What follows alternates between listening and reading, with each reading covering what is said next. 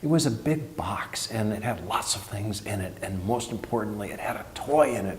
And I must admit that sometimes I bought it just for the toys, but the Cracker Jacks were good too.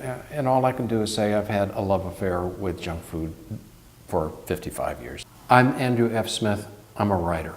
My latest book is Fast Food and Junk Food, an encyclopedia of what we love to eat.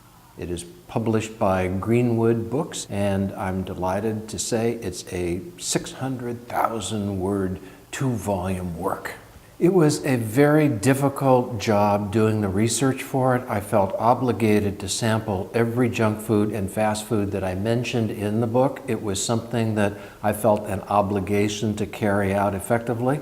It has more than 800 entries on everything from everything you always wanted to know and a lot of things you probably didn't want to know about McDonald's, about White Castle, about Burger King, about Wendy's, about Pizza Hut, and then those junk foods that we love to eat, beginning with Cracker Jack more than 100 years ago and proceeding to those M&Ms and those Snicker bars and those Hershey bars, and then of course the potato chips and all of the sodas, and you name it, we've got every junk food you can think of in there, the true history of them. People love sugar, and we love fat, and we love salt. Those are three things that are physiologically ingrained in us, and those are things which junk foods and fast foods take advantage of and make them very attractive.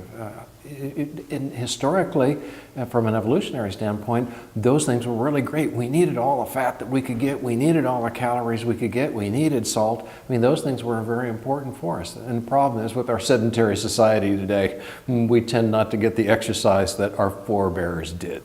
Fast food in America is now just a mature business. But if you go to People's Republic of China, you will find a tremendously increasing array of fast food establishments with Kentucky Fried Chicken targeting 20,000 restaurants by 2020 and McDonald's coming in a far second, hoping to have maybe 7,000 or 8,000 restaurants available by then. And they love it, and that's a shock. That was another surprise. I would not have expected people in other countries to have adopted and accepted American fast food in the ways that they have. I've done the best I possibly can to present both sides of the issues. On the one side, why 25 million Americans every single day go into McDonald's and buy at least something.